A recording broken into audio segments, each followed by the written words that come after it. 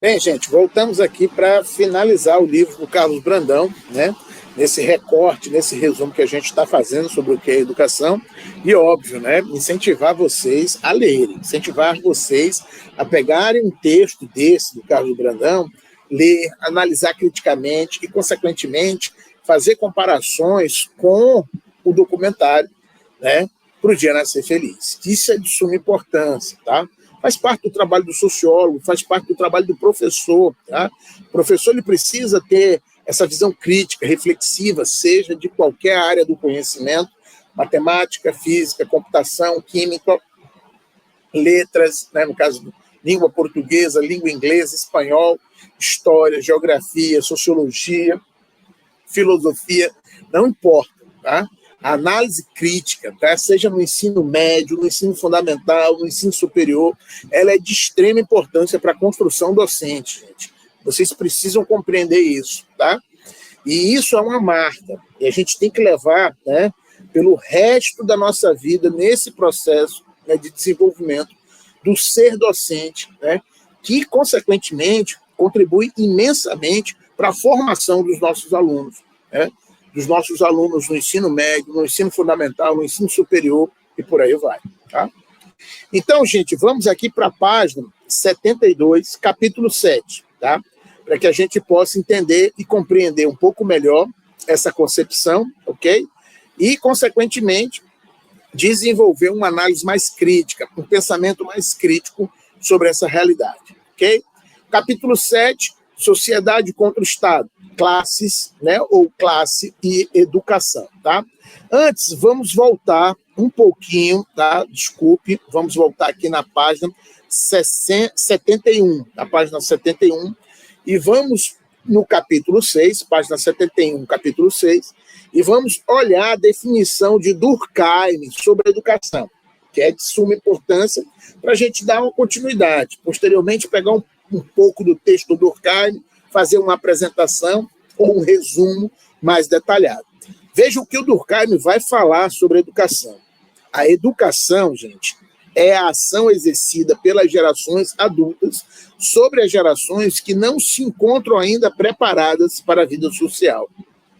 Tem por objeto suscitar e desenvolver na criança certo número de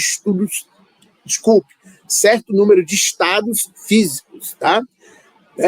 Tem por objeto suscitar e desenvolver na criança certo número de estados físicos, intelectuais e morais reclamados pela sociedade política no seu conjunto e pelo meio especial, né, a que a criança particularmente se destina.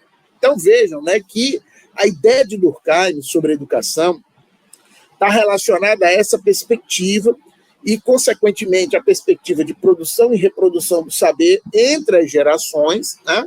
E, consequentemente, envolve a criança e o seu desenvolvimento, né, físico, espiritual, intelectual, moral e por aí vai. Né?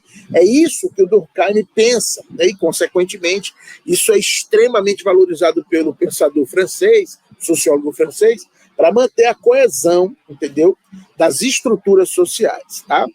Vamos olhar mais uma definição, né, já na página 74, no capítulo 7, uma definição do Ernest Jäger, né, quando o Ernest Jäger está analisando as questões relacionadas, né, à cultura e à educação na Grécia e na Roma Antiga. Vejam o que ele vai afirmar. Primeiro que tudo, a educação não é uma propriedade individual, mas pertence, por essência, à comunidade, à sociedade, à cidade-estado. Tá? O caráter de comunidade imprime-se em cada um dos seus membros e é no homem, muito mais que nos animais, fonte de toda ação e de todo comportamento. Em nenhuma parte,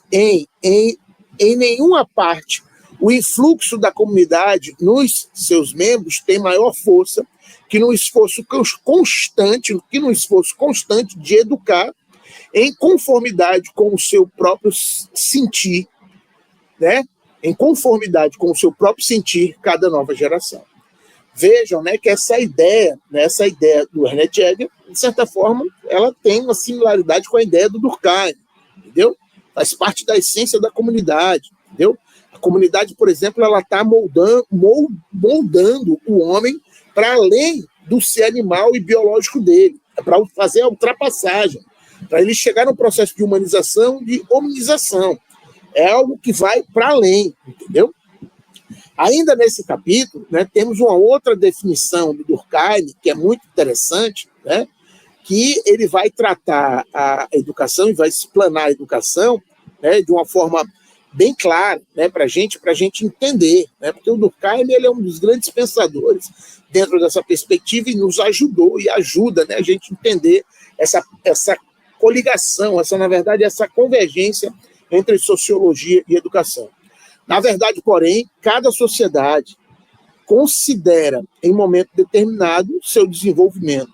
Possui um sistema de educação que se impõe aos indivíduos de modo geralmente irresistível, entendeu? Ou seja, é aquela questão do fato social, é coercitivo. A educação ela vai se impor, e realmente ela se impõe, entendeu? Observe, entendeu? Você é obrigado a falar a língua, né, a praticar os costumes na sociedade que você nasce. Entendeu? Você não pode fugir dela. Né? Você, na verdade, não tem nem escolha. Né? Quando você nasce, outros estão fazendo a escolha por você. O desenvolvimento da sua autonomia, da sua personalidade, só vem a posteriori. Né? Vocês vão ver isso em psicologia e educação, como Jean Piaget, por exemplo, com Vygotsky, com Vallon, entendeu? Já é uma outra disciplina. Tá? Mas entendo, é um fato, entendeu? É um fato. A sociedade ela impõe para a gente. Tá? E aí vejo, tá? Essa imposição é irresistível e faz com que nós sejamos o que nós somos. Posteriormente, você pode até mudar, falar inglês, francês, se você quiser aprender, mas obrigatoriamente você tem que falar o português, a língua nativa, a língua mãe e por aí vai, né? É uma ilusão acreditar que podemos educar nossos filhos como queremos. Esse ponto que o Durkheim coloca, que é muito interessante, é justamente o conflito de gerações, que sempre vai surgir, entendeu? As gerações, elas não são as mesmas. Uma geração e uma nova geração, ela é completamente diferente. E ela vai ser, sim, completamente diferente.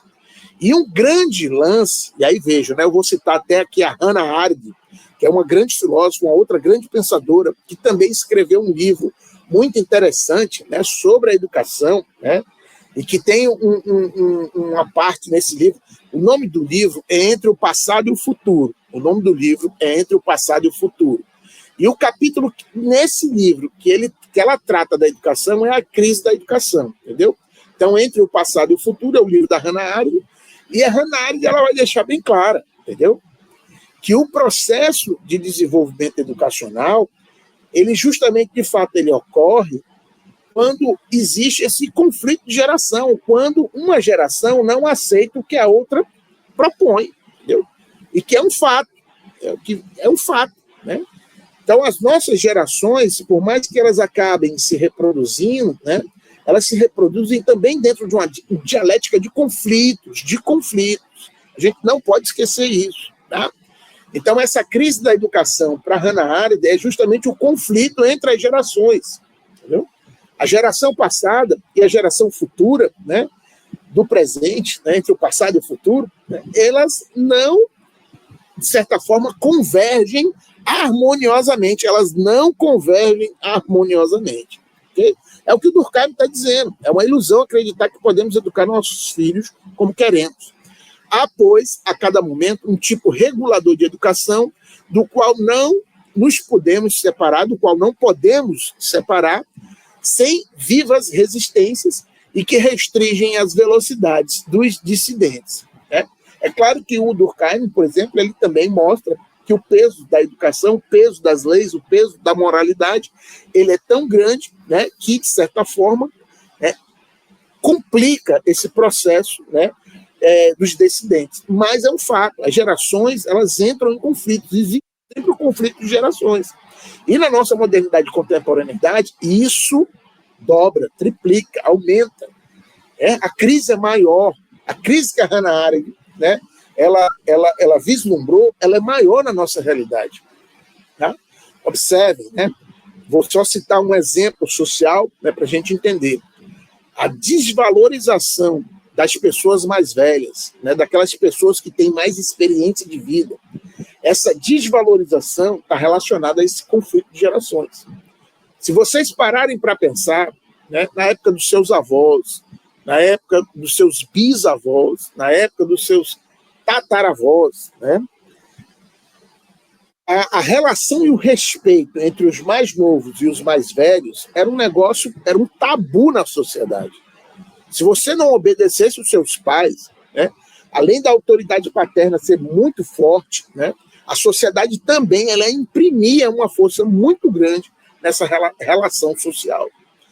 Hoje, essa realidade não é a mesma. Tanto é que a gente tem casos terríveis, né, de pais e filhos, né, e o filho não respeita mais o pai, e aí é uma questão, por exemplo, cada vez mais complexa. Essa crise também está dentro da sala de aula, entre professores e alunos. A relação entre professores e alunos também é uma relação e uma crise de gerações, ou é a crise que a Hannah Arendt percebia claramente. Okay? Vamos um pouco mais adiante, porque realmente a educação, por exemplo, ela também não é feita só de crise. A educação também é um processo de transformação, entendeu?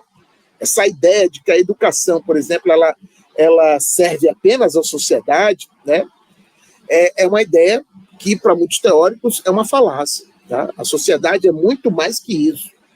Ou seja, o processo educacional é muito mais que isso. Ela também serve ao processo de libertação, ela também serve ao processo de mudança social. Kalman Heine, aqui na página 79, Kalman Heine é um sociólogo alemão, tá? E aí a gente pode encontrar os textos dele também na internet, e ele vai tratar também muito fortemente da educação. Ele vai dizer o seguinte, veja no final da página 79. Em uma sociedade dinâmica como a nossa, só pode ser eficaz uma educação para a mudança. Tá? Esta educação consiste na formação do espírito isento de todo dogmatismo. E aí vejam, né? Se libertar de toda a ideia totalizante, ideológica, né, dogmática e, consequentemente, daquelas leis absolutizantes. Né? É isso que o Kalman Heine está colocando aqui. Né? Consequentemente, né, libertar o espírito, que o espírito fique isento de todo dogmatismo, que capacite a pessoa para elevar-se acima da corrente dos acontecimentos, ao invés de arrastar-se por eles. Tá? Então, Kalman Heine coloca uma perspectiva de transformação muito forte, que é um ideal de perspectiva de mudança, né, social. Tá? A educação, como eu disse para vocês, é um conceito complicado, um conceito complexo, não é um conceito simples. Tá? Além dessas inúmeras indicações bibliográficas, textos, citações que eu coloquei para vocês, tá? Eu vou colocar aqui para vocês também uma indicação do meu livro, né, e eu vou ler um trecho, né, da introdução do livro para vocês verem a complexidade dessa realidade na nossa contemporaneidade. Tá? Então, o nome do livro é O Inumano e a Educação, Problemas Colocados à Educação a partir do pensamento de Michel Foucault e Joshua Gamber. Né? Vocês conseguem ler um fragmento, né, do livro no Google Livros, né? Vejam aqui no Google Livros, tá? E aí vamos descer aqui rapidamente, né, para a introdução, para que a gente leia só um fragmentozinho da introdução, tá? Então vejam, tá? Eu vou ler rapidamente, só algumas partes, né, para vocês entenderem como a complexidade da nossa realidade contemporânea em relação à educação, ela é algo crítico, é crítico.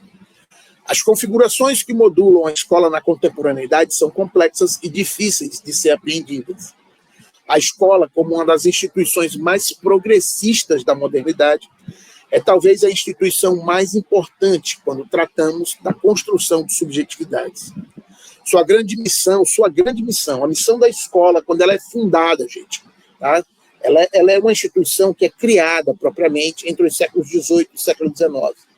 Sua grande missão era transformar os indivíduos em cidadãos, pensar a formação moral, política e social do homem. Assim, desde o Iluminismo, emergiam as configurações da escola como uma instituição redentora da humanidade. Com o advento do humanismo clássico nos séculos XV e XVI, e principalmente com o iluminismo e a Revolução Francesa do século XVIII, a educação e a instituição escolar que se materializam no século XIX, ou seja, no século XIX ela se consolida, assumem um papel preponderante de forjar a construção das novas subjetividades que se adequariam ao novo mundo livre do obscurantismo e da ignorância. Que obscurantismo e ignorância eram esses, né? Eram justamente o obscurantismo e a ignorância da Idade Média, da Idade das Trevas, segundo os iluministas. Então, os iluministas são os grandes pensadores do movimento de transformação da educação.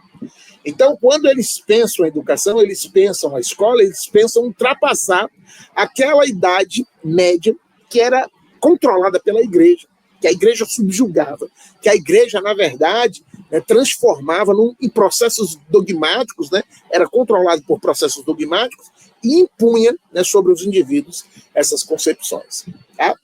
Então, mais adiante, né, continuando aqui nesse texto, né, que eu escrevi, né, mas com o advento da modernidade tardia, como diria Anthony Giddens, né, ou da modernidade líquida, como diria Zygmunt Bauman, tá? E aí vocês podem depois ver as referências, o humanismo entra em crise. É este contexto pautado pelo humanismo e sua crise na contemporaneidade que precisamos decifrar para entender os processos de escolarização que foram naturalizados no mundo contemporâneo e qual a relação profunda que existe entre estes processos e o que Foucault, nos anos de 1970, chamou de governamentalidade. Tá? Muitos conceitos, né, aparecem aqui, teóricos, né, de várias vertentes vão surgir nesse livro que eu vou escrever. Esse livro, na verdade, é baseado na minha tese, mas é para que vocês entendam essa complexidade. Vamos ler só mais um pouquinho, tá? Esta problemática não vai se isolar a partir do momento em que aprofundarmos a nossa pesquisa, mas o que ocorrerá de fato é que ela vai se ramificar. E, portanto, ligadas de forma inseparável a esta problemática, encontramos as análises Foucaultianas e agambenianas sobre a biopolítica. Este ponto nevrálgico da obra salientou os inúmeros problemas que ligam a escola ao modelo burocrático-administrativo dos aparelhos dos Estados-nação, que se conectam e atravessam fenômenos que se manifestam com maior intensidade no século XX, como o estado de exceção e o totalitarismo. É claro que a tendência mundial que nos empurra para o autocontrole, autogoverno, governo de si e dos outros, não se aparta das conexões com o totalitarismo que Hannah Arendt analisou e também não escapa à fórmula basilar e o contexto expresso por Walter Benjamin na 8ª tese sobre história. Ou seja, a tradição dos oprimidos nos ensina que o estado de exceção em que vivemos é, na verdade, a regra geral. Se o movimento de translação da nossa problemática gira em torno da crise do humanismo, que envolve atualmente, por exemplo, a crise dos direitos do homem, o movimento de rotação passa pela relação íntima entre a violência e o direito, que constitui a base do direito positivo e suas relações com o fascismo. Se a escola pertence àquele grupo de instituições disciplinares que Foucault identifica na relação saber-poder, então é indispensável localizá-la no espaço-tempo da crise do humanismo e da relação de complexidade entre violência, direito e fascismo, porque nesta relação emerge o homo sapiens, indivíduo desfigurado, descaracterizado, dessubjetivizado, o inumano, que a Gambi relaciona com o passado do homem sacralizado do obscuro direito romano. Tá? Este indivíduo, que qualquer um pode matar sem cometer assassinato, e que também não serve para os rituais sagrados como holocausto, como oferenda, é o paradigma que marca a contemporaneidade, principalmente desde os acontecimentos perpetrados pela Alemanha nazista e o aparecimento de Auschwitz. Tá? E uma das perguntas que norteia esta obra é: qual é a relação entre a educação e a escola com a crise do humanismo e o paradigma do inumano? Pois precisamos entender como a produção do Homo sapiens se relaciona com a escola contemporânea. E nessa mesma perspectiva, podemos também nos questionar, quando tratamos da construção das subjetividades, qual é a relação atual entre o fascismo e a escola. Aqui também nos interrogamos quais seriam os reflexos e que ligações poderíamos tirar do paradigma ou dos paradigmas do Homo sapiens, do estado de exceção, dos campos de concentração sobre a escola e sobre o processo educacional. Parece que, a princípio, nenhuma, pois vivemos rodeados dos ideais de liberdade e democracia. Mas se retomarmos a origem do problema como uma relação entre violência e direito, perceberemos que a ressonância se encontra nos pontos de convergência, estado de exceção e totalitarismo, que se desdobram nas perspectivas Foucaultianas e agambenianas da biopolítica e da governamentalidade, atravessando a problemática da banalidade do mal em Hannah Arendt. Aqui também podemos vislumbrar e perceber os desdobramentos e os resultados das novas faces do racismo, dentro da sociedade, movidos por relações de poder fascistas. Tá? E aí percebemos, né, que existe um problema muito sério dentro da nossa realidade social atualmente, e esse problema está relacionado, sim, entendeu?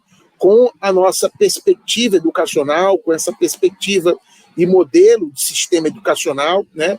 Essa concepção de sociedade que a gente está inserido. E esse texto que eu escrevi, esse texto que é a minha tese de doutorado, traz esses elementos, traz essas perspectivas que são de suma importância, né, para a gente entender essa realidade, né, e apontar outros elementos com inúmeros conceitos trabalhados a partir de inúmeros teólogos da sociologia, da filosofia e muito mais. Tá? É muito interessante a gente entender que a escola é essa complexidade, a escola está inserida nessa complexidade. E é isso que eu queria apresentar para vocês nesse texto, né, que é o meu livro, que foi a minha tese de doutorado. Tá? E, consequentemente, ainda faz parte das minhas pesquisas, né, que eu trabalho justamente com isso. Bem, gente, a gente fica aqui nessa complexidade, nessa problemática. Na próxima aula, a gente vai trazer um pouco do Durkheim novamente, um pouco do Marx, e trabalhar um pouco do Weber em relação à educação, apresentando e desdobrando os outros teóricos, né, e trazendo algumas questões bastante pertinentes para a gente entender a educação, para a gente entender os problemas educacionais. Valeu, gente, um abraço e até a próxima aula.